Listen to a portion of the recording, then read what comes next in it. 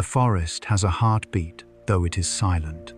In the twilight between root and soil, beneath the footsteps of deer and the whisper of wind, a vast organism drifts across the darkness unseen. Close your eyes for a moment. Imagine the ground beneath you, shifting only in slow pulses, fingers of life curling through soil, expanding beneath fallen logs and ancient root systems. This is no myth of roots, reaching but a living bridge of fungal lace. The colony of Armillaria ostoya, sprawling beneath the Blue Mountains of eastern Oregon. It covers nearly 4 square miles, a single genetic individual stretching across hills, forests beneath trees that themselves may not know they share one body. It may weigh tens of thousands of tons and be thousands of years old. Quietly beneath the surface, this network pulses with time. You might walk across its domain without sight or sound of it. Above ground, only honey-colored mushrooms appear for a few autumn weeks. Fruiting bodies, fleeting and delicate. Beneath them lies the mass white mats of mycelium, thick black rhizomorphs, like root cords crawling through the earth, seeking, connecting, feeding. Think of them as the forest's nervous system, an underground internet of life and death. Yet the story here is not only of size or novelty, but of persistence and patience. This fungus did not rush to greatness. It grew inch by inch, year by year, millimeter by millimeter, through centuries when glaciers receded, when wildfires swept the land, when human footsteps began to echo in the forest. Its scale is matched by its time estimates range up to 8,600 years old. It is older than many civilizations, older than the oldest remaining temples carved by human hands. It simply persists, and in its persistence the heart of the forest beats. Consider how it reaches into the roots of spruces, firs and pines, wrapping them in its arms, not in violence alone, but as part of a cycle. It consumes decay, transforms wood into soil, recycles, carbon feeds new growth. It is part of the forest's memory, a subterranean symphony of matter and time. To walk among those trees is to step on the shoulders of this ancient being. Imagine now a probe of light passing through soil, slow, warm, golden, illuminating the web upon which trees rest. Threads of fungal tissue interlace with roots sending nutrients, receiving sugars carrying the message, we are connected. Here is the flow. The camera of your mind drifts through root systems, follows a cord of black rhizomorph creeping near the base of a grand fir. It loops around the root, girdles it, dissolves it, gentle, inevitable. Each tree, each dying trunk, eventually returns to the whole. So much of the forest's strength lies hidden. We see towering trunks, golden leaves, sunlight dancing across branches, but below is the foundation. A vast fungal network, a slow-motion work of art, carving time into soil. Beneath our feet, the forest holds its breath, and the ecosystem leans on this hidden giant. And yet, as the morning light rises over the Blue Mountains, we rise with it. We move from the unseen to the seen, from the deep, dark soil into the rhythm of green and gold. For the forest is alive in the shadows, yes, but it is also alive in the canopy, in the rustle of leaves, in the laughter of life above. From this ancient foundation, we climb upward into the breathe and bustle of living forests. And so we leave the silent cathedral of roots for a moment, stepping into the light of green arms, open wide. The forest turns and breathes. The micro turns to macro. The hidden giant beneath our feet gives way to the vibrant world above. Somewhere far from Oregon's cool earth and whispering fungi, the forest changes its voice. It becomes louder, denser, brighter, a living cathedral, humming with 1,000 wings. This is the Amazon, a forest so vast that it exhales a fifth of the world's oxygen and drinks half of its own rain before releasing it again to the skies. It is a world within a world, stretching across 9 countries alive with more species than anywhere else on Earth. When you imagine the Amazon picture, not a single forest, but a continent breathing. Each leaf, each insect, each current of moist air is part of a rhythm that spans millions of square miles, from the flooded plains to the cloud-draped highlands. It is said that 1 in every 10 species on the planet lives here, a living archive of evolution, layered in green and gold. Above the canopy, clouds rise from invisible rivers of vapor. Below, roots drink from waters that will one day fall again as rain. It is a cycle so complete that the forest creates and nourishes itself, a closed heartbeat of weather and life. At dawn, mists coil above the river, like breath, leaving the lungs of the earth. Birds stir in sudden color, macaws, kingfishers, and tiny hummingbirds that flash like sparks between orchids. Somewhere, the low roar of a howler monkey echoes through layers of leaves so thick that sunlight arrives in fragments, brief golden shards falling through eternity. And beneath, in the darkness of the understory, fungi glow. Ants cultivate gardens of their own, and a single fallen fruit feeds an entire community. The Amazon is not chaos, it is communication. Invisible messages pass through chemicals, scents, and vibrations. Trees warn one another of approaching danger. Fungi carry nutrients from one life to another. Even the air itself seems to shimmer with intent, as though the forest is thinking not with a brain but with balance. Every heartbeat, every decay, every seed falling into soil is part of the mind of the forest. Biologists who study it call it an ecological network. Yet that phrase feels too narrow, too still. Here, life does not merely connect, it converses. When a leaf is bitten by a caterpillar, molecules drift through the air, warning nearby plants to prepare their defenses. When the canopy grows too thick, tall trees allow smaller neighbors just enough light to survive. And when drought threatens, deep roots share water through underground fungal highways. To the human eye, it is silent. To the forest, it is a chorus. There are moments in the Amazon when sound becomes space. A single rain shower can become a wall of music, each drop hitting leaf, bark, feather, skin. The smell of petrichor, the scent of life reborn, fills the air with sweetness. Lightning flickers across a sky that never truly grows dark, and thunder rolls like a slow drumbeat, reminding us how alive this place is. Even night here glows faintly bioluminescent fungi, tracing light across the soil, like soft constellations fallen from the heavens. Scientists estimate that over 3 million species of plants, animals, and fungi inhabit this forest. Thousands more remain undiscovered, unnamed, unseen. To enter the Amazon is to walk into an unfinished story, one still writing itself every hour. Somewhere in the high canopy, a new species of frog may be calling for the first time. In the depths of the river, a fish, unseen by human eyes, flickers through the dark. This forest is still becoming, and yet for all its movement, there is peace. Stand by the slow bend of the Rio Negro at dawn, and you will feel it, the stillness beneath the noise. Mist drifts low over the water. The air hangs heavy with warmth and scent. The forest hums but gently. It does not rush. It breathes at its own tempo, the rhythm of evolution itself. Imagine then that you are not an observer, but a participant. Every breath you take returns what the forest gave.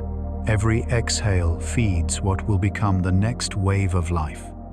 You are part of its cycle, whether you stand beneath its canopy or miles away under another sky. Because the air you breathe tonight, wherever you are, once passed through the leaves of these trees. It is an exchange older than language, the oldest collaboration between human and plant. The Amazon teaches us that intelligence is not always centralized, and that consciousness may take forms we cannot name. Perhaps the forest's awareness lies in its network, not a single thought, but 1,000 small decisions made in silence. Like neurons, the trees and roots pulse together, creating stability, harmony, resilience. The forest knows in its own way how to live forever by giving itself away. And so we drift upward with the heat and vapor. Clouds bloom above the canopy like white petals unfolding in the sky. The rain that rises here will fall again 1,000 miles away, carried by the winds to nourish other forests, other lands. The Amazon's breath circles the globe, a quiet pulse that touches every ocean and shore.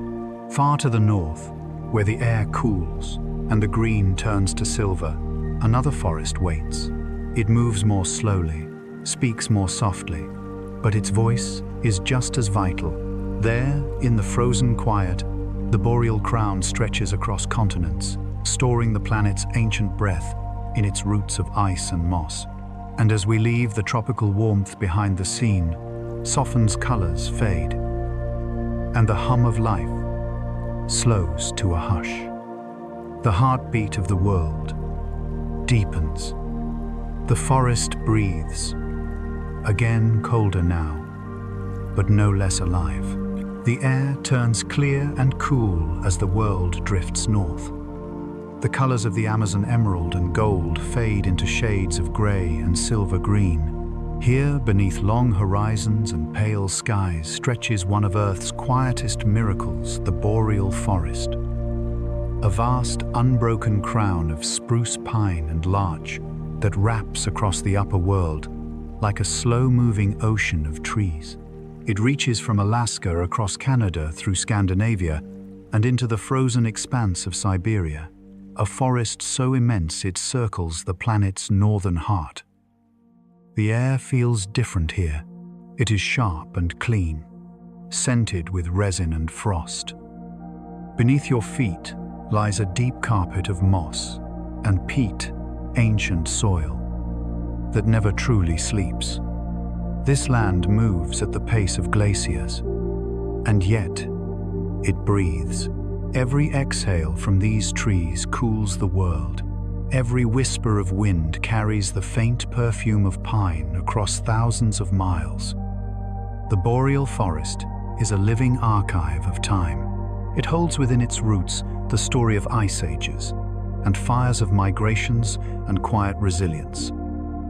Its trees grow slowly, measuring their years not in centuries, but in patience. Their trunks bear the scars of lightning and cold, but their needles endure. Even fallen logs remain part of the forest's memory, preserved by cold and shadow. Scientists call this region the planet's largest terrestrial carbon reservoir. It stores twice as much carbon as all the known oil reserves combined, locked in its trees, its mosses, and especially its soils. The peat beneath the boreal is dense with ancient life, compressed over thousands of years into quiet energy. Each layer is a page in Earth's diary, written in decay and frozen breath. It is not glamorous, but it is essential. Without this great northern crown, the balance of our atmosphere would shift. The Earth's lungs would falter in their rhythm. In summer, the boreal breathes out warmth. Light stretches for nearly 20 hours a day, painting the landscape in golden haze. Rivers wind through open glades, reflecting skies so pale they seem eternal. Caribou and moose move slowly through the undergrowth. Owls perch in stillness, so complete it feels sacred. And then in winter, everything falls silent again. The trees hold their breath, The forest sleeps beneath a quilt of snow, and the air grows crystalline, almost musical in its stillness. To stand here at twilight is to feel the earth's pulse slowed to its deepest beat. There is no hurry, no noise, only wind weaving through needles and the faint groan of ice beneath frozen streams. It is in this silence that the true power of the boreal lives, not in movement, but in endurance. Every root, every frozen leaf, every dormant seed is a promise that life will return when the sun tilts back toward warmth. The boreal is also a bridge, a meeting place between worlds. Above the sky burns with ribbons of green and violet, the aurora borealis, the forest's silent light show. Each flare is a conversation between the Earth's magnetic field and the breath of the Sunday. To the trees below it is simply night. To us, it is wonder, made visible. Even here, where cold defines everything, light still finds a way to dance. And within this slow-moving ocean of trees, there are secrets still unfolding. Tiny lichens, glowing faintly against bark, pull nitrogen from thin air. Boreal fungi link root to root, just as in the forests farther south. Even here in stillness and cold, the Earth's hidden web endures. A microscopic conversation continues slow, but unbroken beneath the frost. When the thaw comes, the forest stirs as if waking from a long, gentle dream. Snowmelt fills the rivers. Moss drinks greedily from the runoff. The air smells of wet wood and ancient soil, and the first insects emerge delicate, almost translucent, catching the newborn light. For a few short months, the boreal bursts into color, wildflowers, green shoots, and the sound of wings. And then, just as softly, the world quiets again. In this rhythm of waking and resting, freezing and thawing, the boreal reminds us that stillness is not emptiness. It is preparation. The forest does not resist the cold. It leans into it, shaping its life around patience. The moss beneath the snow knows that the sun will return. The seed buried in permafrost knows when to wait. The boreal crown may seem distant, unreachable, but it touches us every day. The oxygen in your lungs may have been released by a pine on the Yukon Plateau. The cool breath of an early morning may have drifted south from a Scandinavian lake. Even the stillness we crave in our own hearts mirrors this landscape, vast, simple waiting. And now, as we step beyond these frozen forests, the scene begins to soften again. Mist gathers at the edges of mountain slopes where warmth meets cold, and new forests rise through clouds.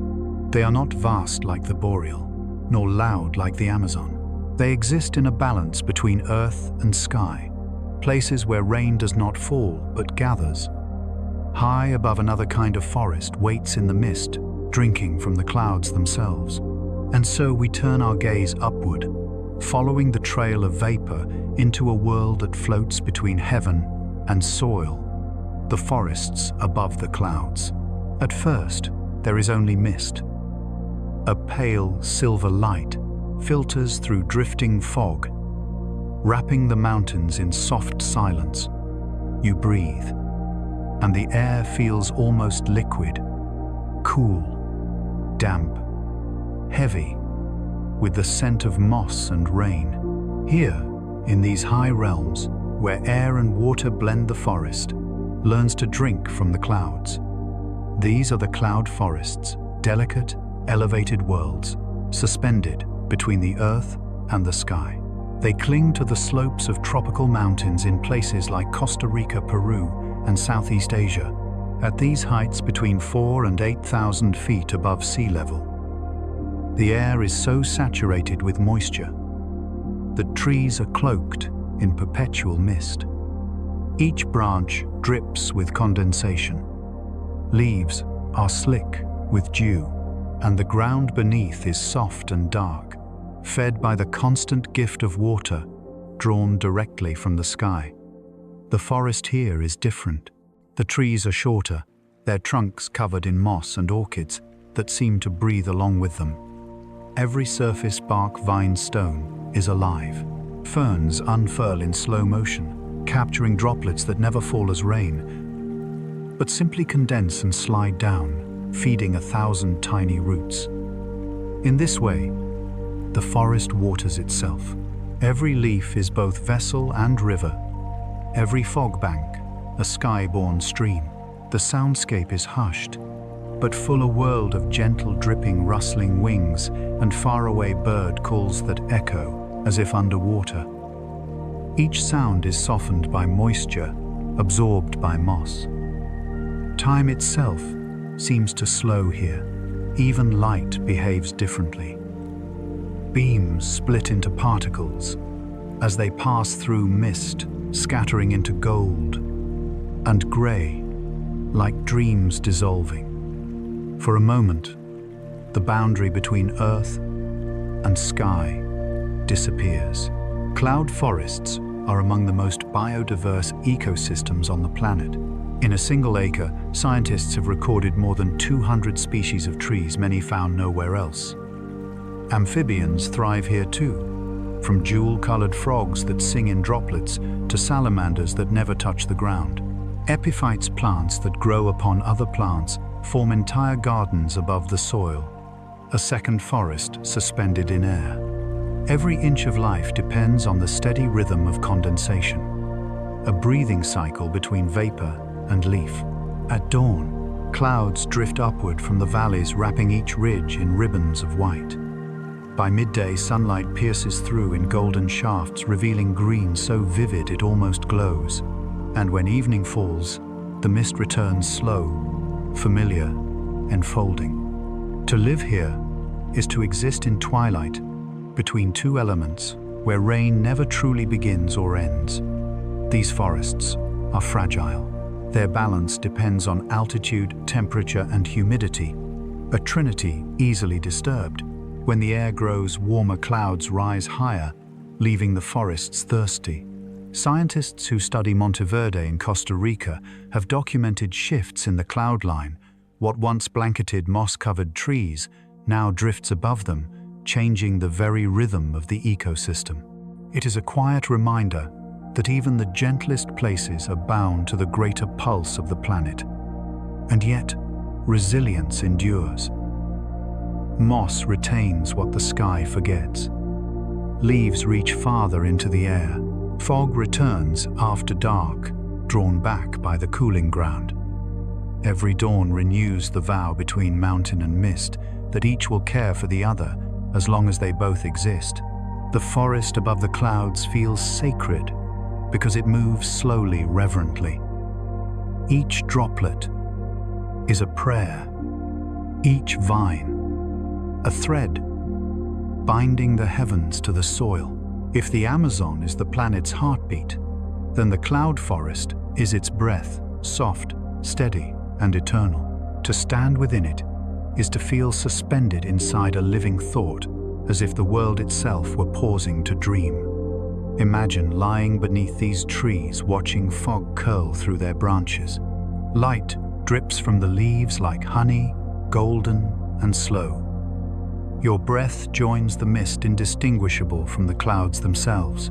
You realize then that the forest does not merely live within the sky. The sky lives within the forest. And when you exhale, somewhere above a cloud forms. Moisture rises, condenses, and falls again, completing the endless cycle of exchange. This is the forest's rhythm, not destruction and regrowth, but transformation and return. Nothing here is lost, only changed. Now the scene tilts again, gently downward away from the sky. We drift through mist into clearer air, down the slopes where rivers begin to form. There, at lower altitudes, stand the eldest trees older than memory, whose roots pierce centuries and whose branches still drink from forgotten rains. They have stood through ice ages and storms, through the rise and fall of empires. They are not only alive, they are time made flesh and bark. These are the ancient witnesses, the oldest trees on earth, guardians of history written not in ink, but in rings. And so we descend to them now, leaving the vapor of the clouds for the weight of deep time where wood remembers and silence endures. The air grows heavier again as we descend through drifting mist. The light softens into amber, and the scent of old wood fills the lungs, sweet, resinous, eternal. Here stand the elders of Earth, ancient trees that have watched glaciers retreat. Civilizations rise and crumble, oceans shift their boundaries. Each trunk is a monument to patience. Each ring, a whisper from another age. Somewhere in the White Mountains of California stands a bristlecone pine known as Methuselah. Its twisted form clings to rock and wind, surviving where almost nothing else can. It is nearly 5,000 years old, older than the pyramids, older than written history. Its bark is scarred, its limbs half dead, yet the living tissue within continues its slow, silent work. It grows, perhaps a fraction of an inch each year, just enough to keep time moving. Around it, the desert air is thin and still carrying the faint hum of millennia. Far to the west, in California's Sierra Nevada, rise the sequoias, towering giants that reach nearly 300 feet into the sky. They are not as old as Methuselah, but they are colossal, their trunks wide enough to carve rooms inside. Some have survived lightning strikes, forest fires, and centuries of storms.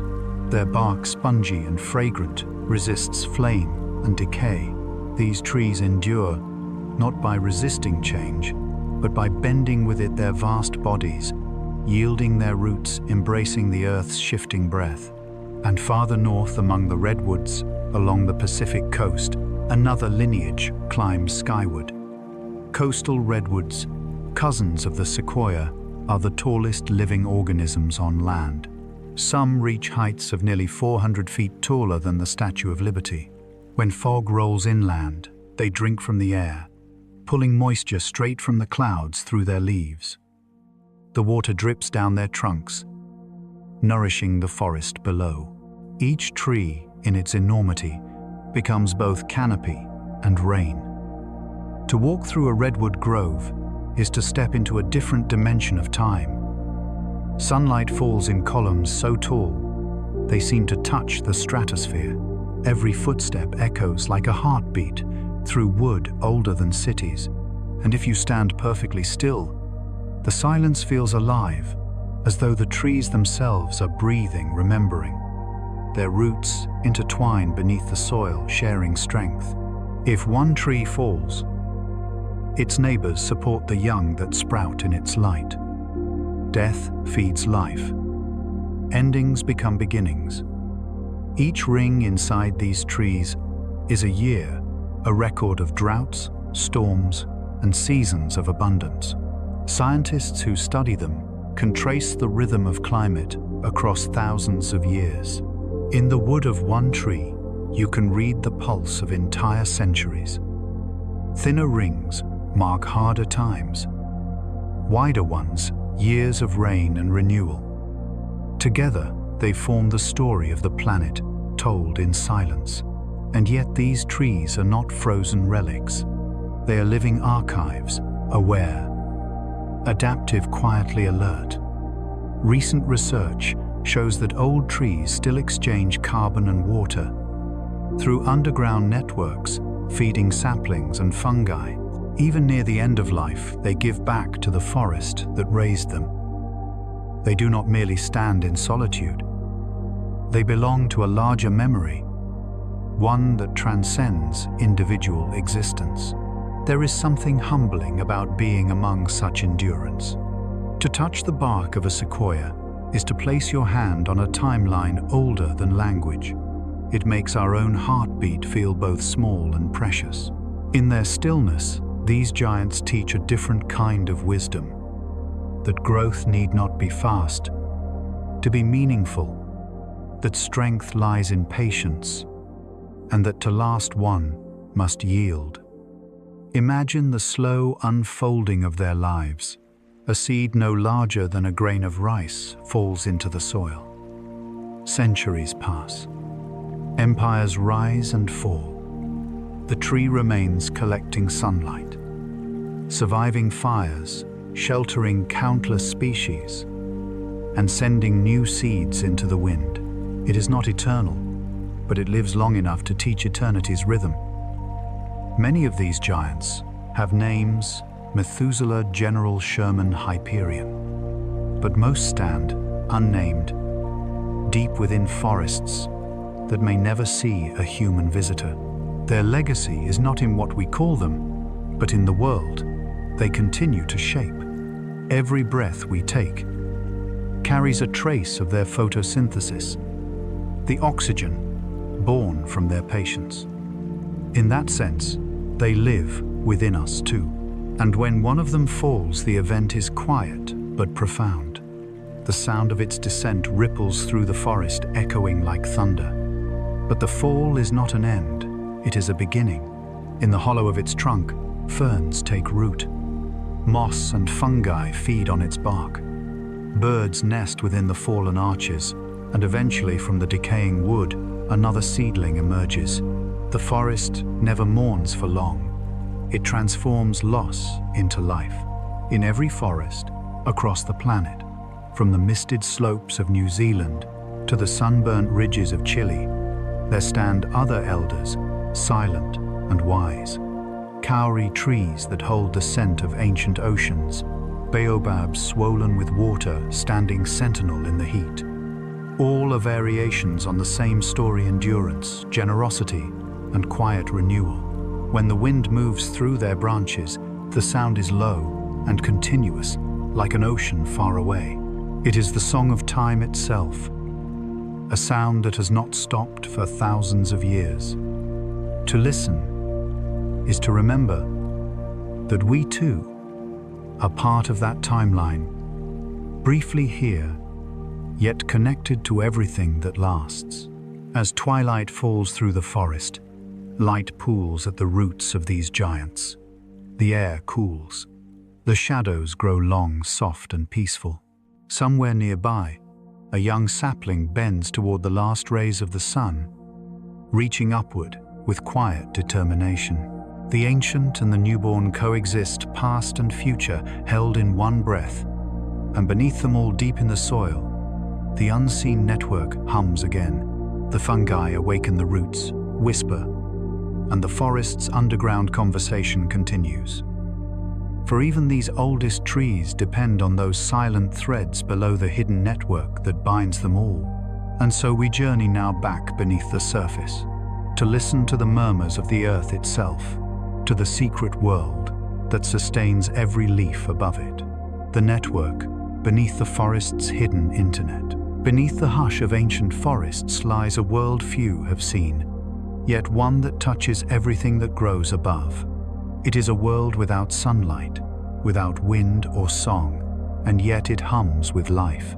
If you could move through soil as easily as light through air, you would see it a network of threads delicate as lace and strong as roots stretching for miles in every direction. This is the mycorrhizal web, the forest's hidden internet. It is made of fungal filaments called hyphae, so fine they can slip between grains of sand, wrapping gently around roots. Each thread carries messages, nutrients, and energy from tree to tree.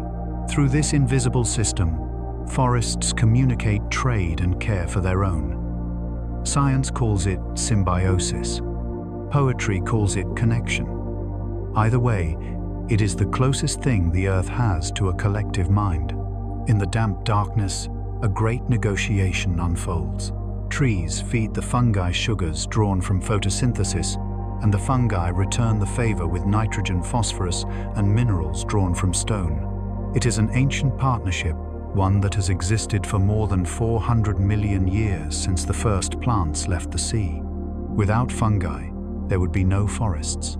Without roots entwined with these threads, trees could not share or survive. But the web does more than nourish. It whispers. When a tree is wounded, chewed by insects, scorched by heat, or broken by wind, it releases chemical signals into the soil.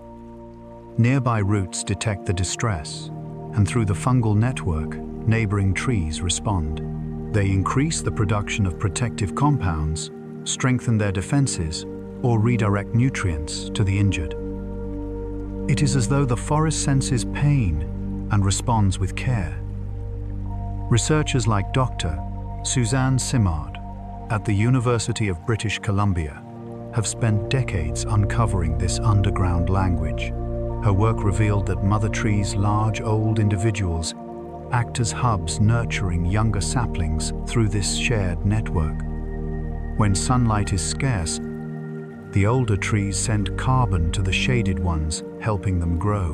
When the elders die, their final gift is energy passed through the web, feeding the next generation. This is not competition. It is compassion written in the chemistry of soil. The network remembers. In places where one tree once stood, another can grow stronger, inheriting nutrients and microbial allies from the one before it. The dead become the living seamlessly, endlessly. Each particle of soil holds a memory of those who came before, not metaphorically, but literally through molecules recycled again and again. The ground beneath your feet is not merely dirt, it is a library. To imagine the scale of it is to feel wonder. A teaspoon of healthy soil can contain several miles of fungal threads. Across an entire forest, those threads may stretch for hundreds of thousands of miles, more connections than neurons in a human brain. And just as neurons fire in patterns to form, thought these filaments pulse with exchanges that shape the forest's behavior. Where water flows, where seeds sprout, where decay gives rise to new growth. All are guided by the silent logic of the network. If the forest above is a song of light, this is its baseline, deep, constant, unseen. Each pulse of nutrient, each message sent through the dark, is part of a rhythm that binds the living world together. The trees do not stand alone. They breathe and grow as one organism, connected by this web of life. It hums beneath deserts and tundra, beneath mountain slopes and city parks. It even reaches into human places beneath our gardens and sidewalks, stitching the world back together in ways we barely understand. Every step you take in a forest presses softly against this ancient system, a reminder that connection has always existed, long before we gave it a name. There is a deep peace in knowing this, that even in silence, nature is talking. That beneath every fallen leaf lies a pulse of understanding older than language, and that when a tree bends in the wind, it is not alone, the forest bends with it. The mycorrhizal network teaches us something rare and humbling. That strength comes not from standing apart, but from being part of something larger. Each filament, each root, each tree is a single note in a chord that stretches across continents. The music is slow but unending. Now, imagine this web after a storm. Lightning has scorched a hillside. Ash covers the ground. The forest looks silent, lifeless, and yet below the network stirs. Fungal threads awaken, carrying signals of renewal. Nutrients begin to move toward the surface, and the first shoots of green appear. The conversation continues. Fire has spoken, and life answers. This is how the forest endures, through cycles of destruction and rebirth of silence and song. And soon from the ashes of what was lost, new saplings will rise. Delicate, determined, already connected to the pulse beneath. And so we turn now to the next chapter of this living rhythm, the dance of fire and renewal, the moment when endings become beginnings and the forest breathes again. Every forest, no matter how ancient or vast, carries the memory of flame. It waits quietly in dry bark, and fallen needles in the resinous scent of pine, and cedar in the soft whisper of wind through grass. Fire, though feared by many, is not the enemy of the forest. It is its sculptor, its cleanser, its unrelenting teacher. For without fire, the rhythm of renewal would falter, and the balance of life would begin to fade. In the western mountains of North America, lightning strikes are as old as the land itself. For thousands of years, forests have burned in gentle rhythmic waves, not to destroy, but to transform. A flash in the summer sky, a spark among the dry needles, and the forest exhales. What follows is not chaos, but a long, patient conversation between ash and seed. The lodgepole pine, for instance, has cones sealed with resin so thick they can only open in heat. When flames pass, the resin softens, and the cones crack open, scattering seeds across the warm soil. Within days, green shoots emerge, where only blackened trunks once stood. Each tree is born from fire's brief touch, proof that destruction and creation share the same breath. In this cycle, death is never an ending. It is simply a return. When the flames fade, the air still glows. Ash settles like snow, covering the ground in grey softness. Beneath the surface, roots still pulse with life. Fungal networks buried deep and protected by soil awaken. They begin their quiet work, breaking down the carbon-rich remains, sending nutrients into the waiting earth. Tiny mosses and ferns are the first to answer their green, a tender whisper against the charred wood. In Yellowstone, scientists have watched this cycle unfold with awe. After the Great Fires of 1988, more than 1 million acres burned. For months, the land appeared lifeless, black, skeletal still. But the following spring, wildflowers blanketed the meadows, nourished by minerals released from the burned soil. Lodgepole pines sprouted by the thousands, their slender trunks rising through the ash. The forest had not died. It had inhaled and begun again. Fire also clears the way for diversity. When dense canopies block the sun, the forest floor sleeps in shadow, but flames open the roof of the world, letting light pour down like golden rain. Dormant seeds awaken. Grasses, shrubs, and flowers return, bringing insects and animals that have waited patiently for generations. A single burn can transform an ecosystem from silence to song. Even the smell of smoke carries a kind of promise. Within it lies a molecule called carotenoid, born from burning vegetation, that triggers germination in many seeds. It is nature's signal to begin again, the fragrance of renewal woven into the air. And yet fire is not gentle when balance is broken. When the land grows too dry, or human hands suppress natural burns for too long, fuel builds up. Then when flame returns, it burns too hot, too fast, consuming not just trees but soil itself. This too is part of the lesson the forest reminds us, that life depends on rhythm, not control. Intervention without understanding can turn the teacher into a storm. But even in devastation, life remembers its instructions. Seeds that sleep for decades awaken. Animals return in waves.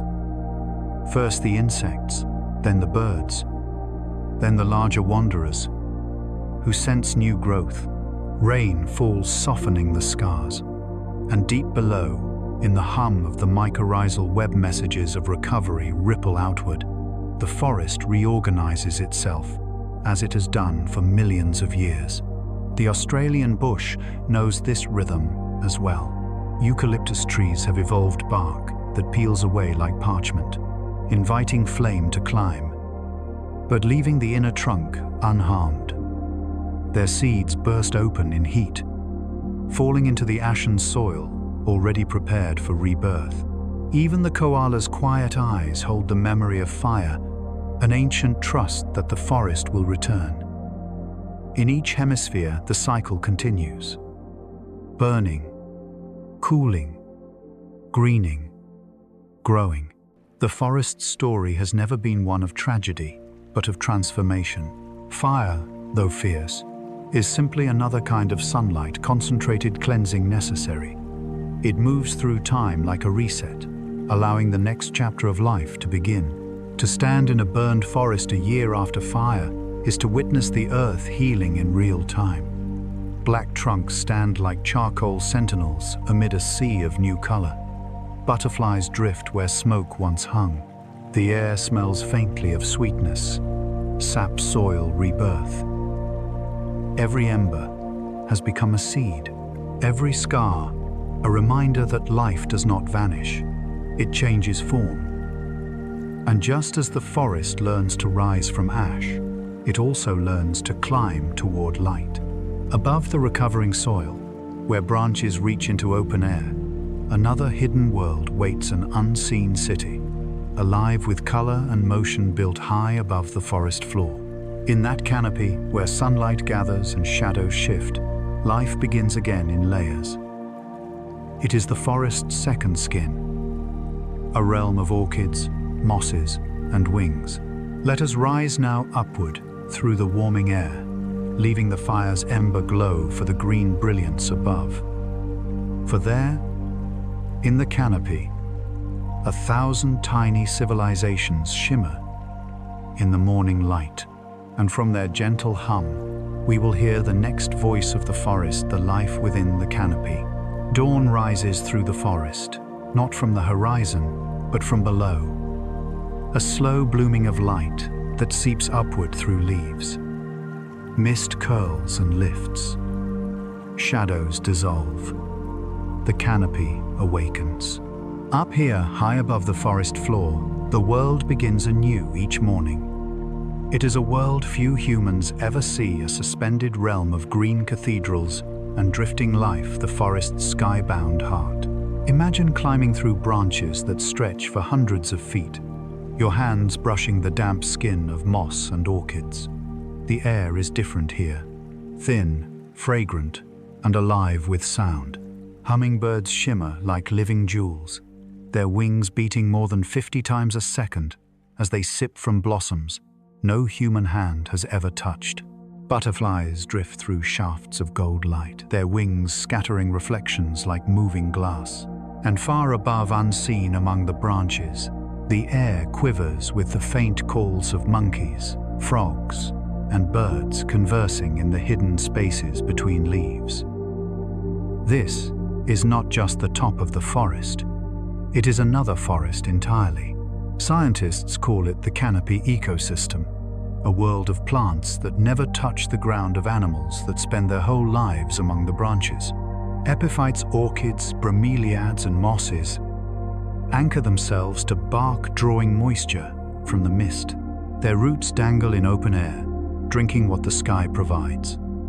Tiny pools of water collect in their leaves, forming miniature worlds where insects, tadpoles, and even small crabs live their entire lives.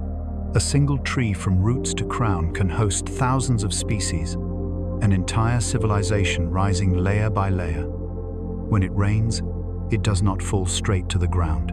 The canopy catches it, holds. It filters it through thousands of leaves and stems. The water trickles downward, slowly feeding layer after layer of life before finally touching soil. Every drop carries with it the memory of the sky. In this way, the canopy acts as both shield and sponge, a living membrane between heaven and earth. The forest above is noisy, in a language of its own. Crickets and cicadas hum in long, rhythmic waves. Parrots call across the distance, their voices bright and distant, like laughter carried on wind. Even silence here feels textured, full of rustling feathers and sighing leaves.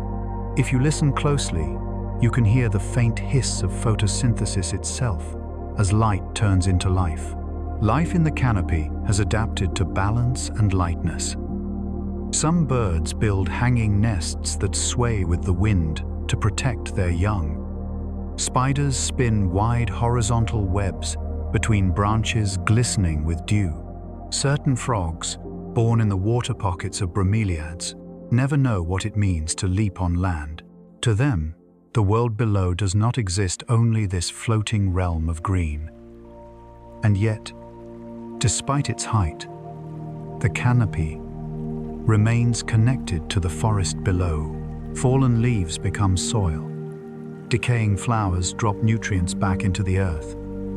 The breath of the canopy becomes the air of the understory. Through the fungal and root networks, this high kingdom shares its wealth downward. The forest, even stretched across vertical miles, remains one living organism. In the late afternoon, light turns amber and the air cools. Birds return to their roosts. Monkeys curl into nests of leaves. The forest hums softly, like a great instrument being tuned for night. Golden rays thread through vines and lianas, painting the canopy in firelight.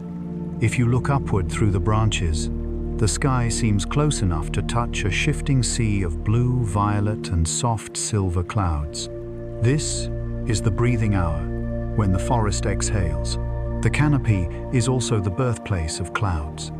When the sun warms the leaves, water evaporates upward, rising as invisible vapor. Billions of tiny molecules drift skyward, cooling, condensing, forming the mist that will one day return as rain. Thus the forest feeds the sky, and the sky in turn nourishes the forest. The balance is perfect, perpetual, patient. To wander through the canopy is to realize how little we know about the world around us. Even now, scientists are discovering new species each year. Insects with iridescent shells, unseen orchids, glowing faintly in ultraviolet spiders that build silk ladders between leaves. Each discovery reminds us that the forest is not static. It is inventing itself continuously, just as it has for hundreds of millions of years. In the presence of such life, you cannot help but feel small, but never insignificant. You are part of this grand equation, breathing the same air that once passed through the leaves of the canopy. The forest above you and the lungs within you share the same rhythm. Inhale, exhale, renewal.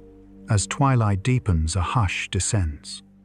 Fireflies begin to appear, blinking among the branches like distant stars. Nightjars call softly, their songs blending with the rising hum of insects. The canopy disappears into darkness, but the life within it continues unseen, unending, eternal. And as the night grows, still a new understanding emerges. The breath of the canopy, the mist rising into the sky, and the oxygen filling your chest are all the same. The forest does not end at the treetops, nor even at the clouds. It extends into the air itself, into weather, into atmosphere, into you. This is the breath of the planet, the pulse that keeps every living thing alive. It is invisible, infinite, and ever-present. And it is where our journey takes us next. High above the forest canopy, the air begins to shimmer with invisible movement. Here, the breath of the planet reveals itself a rhythm older than continents, constant and calm. Every breeze that touches your skin carries the memory of a leaf, the exhalation of something green and ancient. Forests breathe not with lungs or lips, but with countless mouths called stomata, tiny openings that inhale carbon dioxide and release oxygen, the quiet chemistry that sustains the world. Each sunrise begins the same ritual. Light spills over the horizon and spills into the canopy. Leaves awaken, unfolding to catch the warmth. Inside each cell, chlorophyll stirs, and the great exchange begins. Carbon from the air becomes sugar, energy, life. Oxygen is released in return, invisible, pure, necessary. Every breath you take is a gift given millions of times, each second across the planet. In forests, both near and far, when you breathe in, you are breathing. The Amazon's exhale, the Siberian tiger's sigh, the pine-scented whispers of distant valleys. Even the air inside your home has journeyed through branches, mosses, and oceans before finding you. In that sense, the atmosphere is a single shared lung, one the entire planet uses together. The forest's breath does more than sustain life. It shapes weather, cools the land, and steers the flow of rain. When trees release water vapor, they create clouds that drift inland, falling again as rain hundreds of miles away. This is called evapotranspiration, a long melodic word for the forest's quiet heartbeat. In the Amazon alone, billions of gallons of water rise each day, forming rivers in the sky. They drift across South America, carrying moisture that nourishes crops, fills rivers, and keeps entire regions alive. It is the same everywhere in the Congo Basin, where broadleaves catch equatorial sun. In Canada's boreal forest where snow-laden pines breathe slowly in the cold. In the misty rainforests of New Zealand, where tree ferns curl and unfurl like the inhale and exhale of the earth itself. Each forest joins the next, creating an atmospheric web, a planetary lung that never rests. Scientists studying the Earth's air currents have traced these cycles from space. They see ribbons of moisture drifting across the globe, linking continents in unseen harmony. A cloud born over the Amazon may one day rain on Africa. The breath of a pine may travel through the jet stream to touch the edge of Europe. Everywhere, the forest's voice circulates, whispering through the sky. And yet, beyond this science, lies something softer, a reminder of belonging. Each breath we take connects us to the trees that gave it, and each breath we release becomes part of the forest's next inhale. It is an exchange so constant, so seamless, that we rarely notice we are part of it. But we are. Every inhale is communion. Every exhale, a contribution. Think for a moment of the scale of it all. A mature oak can release nearly 200 gallons of water into the air each day. A single acre of healthy trees can absorb thousands of pounds of carbon dioxide in a year. Across the planet, forests capture billions of tons of carbon, annually quiet custodians of equilibrium. They are not passive landscapes. They are active participants in the planet's self-regulation. This balance, this unseen intelligence, is what allows Earth to remain temperate, habitable, alive. Some scientists call this concept the Gaia hypothesis, the idea that Earth behaves like a single living organism, constantly adjusting to maintain balance. Forests are among Gaia's most vital organs. They are the lungs that breathe the skin, that cools the heart, that pumps water through veins of vapor. To damage them is to unbalance the rhythm of the whole. To protect them is to preserve our own breath. Yet even as we speak, the forest continues to give without resentment. Cut it, and it grows again. Burn it, and green returns. Its generosity is endless, quiet, and selfless. An ancient patience we have yet to learn. Perhaps this is the forest's greatest lesson: to give freely, to breathe calmly, to trust in renewal. At dusk, when the air cools and the winds slow, you can feel the breath of the planet settle. It becomes gentle, measured, a sigh stretching from one hemisphere to the other. Night descends across the canopy, and the forest shifts from giving to resting. Leaves close stomata seal and respiration reverses. Now the trees inhale oxygen and exhale carbon dioxide, just as we do. The balance is perfect, a mirrored rhythm of day and night, plant and animal, light and dark. Stand in a forest at twilight and you can sense it. The air seems denser, filled with the memory of warmth fading into cool. The forest exhales, softly blending its breath with yours. You are not apart from it. You are inside it, breathing the same ancient cycle that has continued unbroken for over 3 billion years. The earth does not merely support life. It is life unfolding in patterns too vast for us to see all at once. As the night deepens, stars appear between the silhouettes of branches. Each one burns with its own kind of oxygen, the remnant of stellar alchemy that gave rise to all we know. In that cosmic symmetry we find reflection, the oxygen in our lungs, the oxygen in the forest, the oxygen that fuels distant suns, all born from the same origin. We breathe because the universe breathes. The same rhythm, the same pulse, carried from starfire to soil to leaf to you. And now as the wind softens and silence returns, the forest and the sky seem to breathe together. One long inhale, one long exhale. The air cools the crickets, begin their quiet symphony, and the forest settles once more into peace. The rhythm continues, endless and forgiving. And within that rhythm, life finds its meaning. From this breath, the breath of the planet, we turn inward, back to ourselves. For the forest's calm, its patience, its resilience, all of it lives within us too. We are not visitors in nature, we are one of its voices. Now follow that breath inward toward the human heart, the consciousness that listens, and the life that mirrors the forest's stillness. For in the final chapter, we remember, we are part of the forest. Breathe in. The air that fills your lungs may have drifted through the canopy of a distant forest only days ago. It may have passed through the lungs of a bird, the leaves of a cypress, the hollow heart of an ancient oak.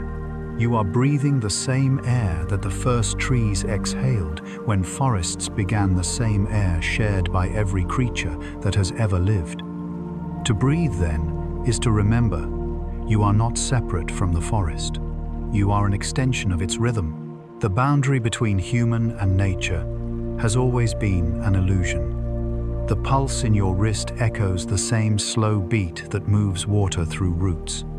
Your veins carry iron that was once part of soil. Your breath mirrors the forest's exhale. You are built from the same dust, fed by the same sun, and sustained by the same breath. To forget this is to lose your origin story. To remember, it is to find peace. Long before science gave it a name, people understood this bond. Ancient cultures revered trees as kin, as ancestors who whispered lessons in patience and humility.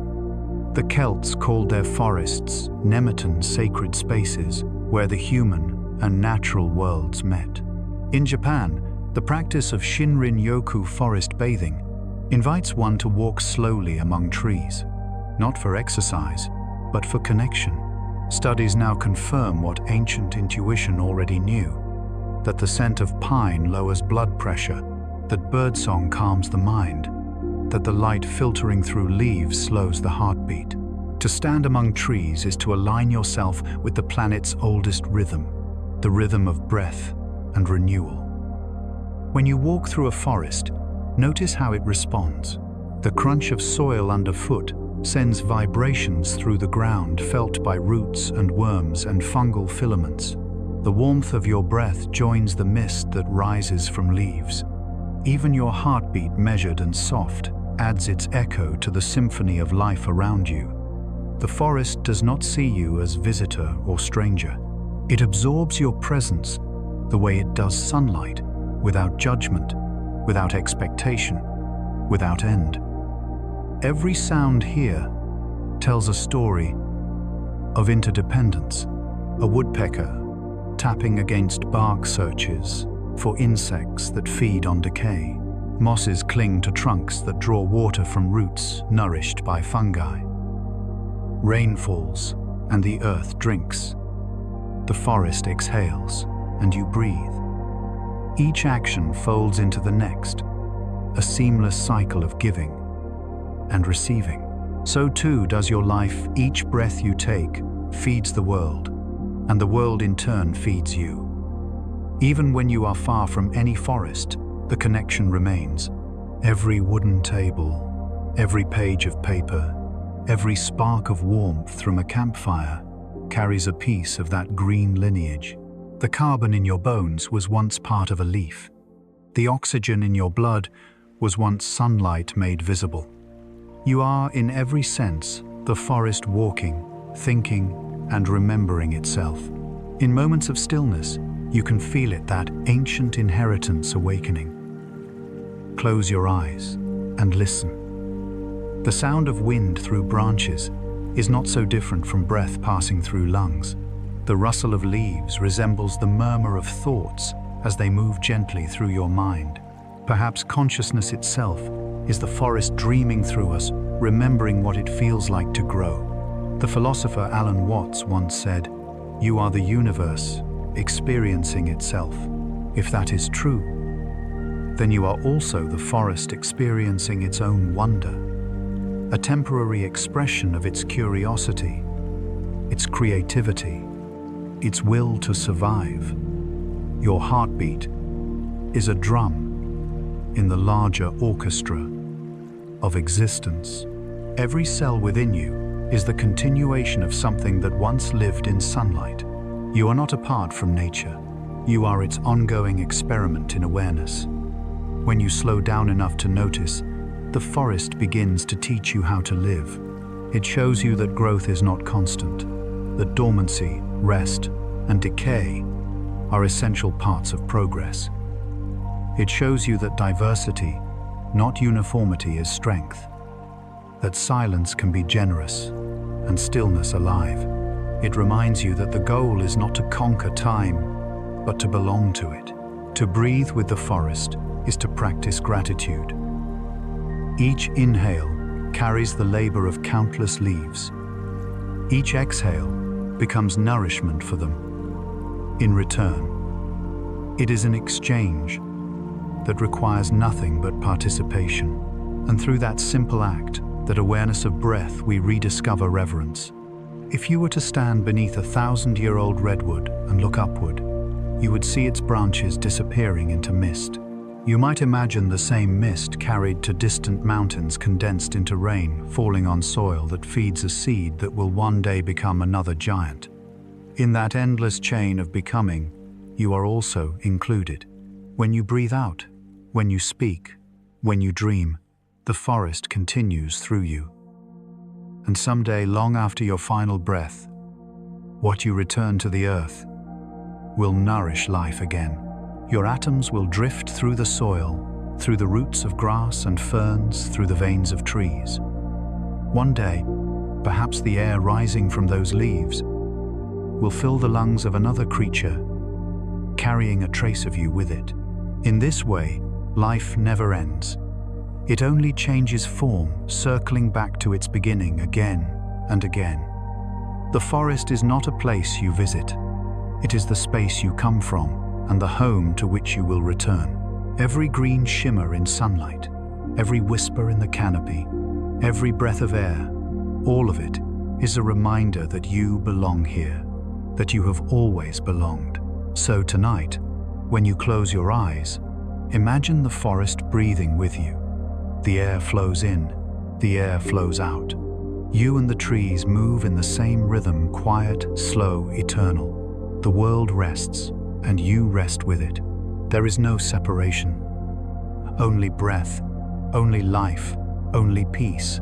And as the stars begin to appear above the darkened branches, the earth exhales one final time for the day. The forest folds itself into sleep, calm and whole, ready to begin again with morning light. You too may rest now, part of the same endless cycle, part of the same quiet dream. And now, as the universe settles once more into quiet balance, may your thoughts drift gently among the stars. Night has fallen over the forest, The last light of dusk fades, replaced by the silver calm of the moon. Mist gathers once more among the roots, curling upward through branches like the slow exhale of the earth.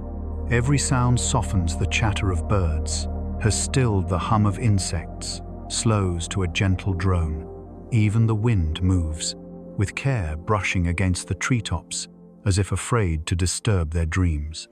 In this hour, the forest seems motionless, but it is very much awake. Beneath the soil, roots still pulse with water. Moss drinks from the cool air. Fungi exchange silent messages through their invisible threads. Everything continues quietly, the same symphony of life now played in whispers. If you listen closely, you may hear it, the rhythm of breathing shared by all living things. A single continuous inhalation that begins in the smallest leaf and ends within your lungs.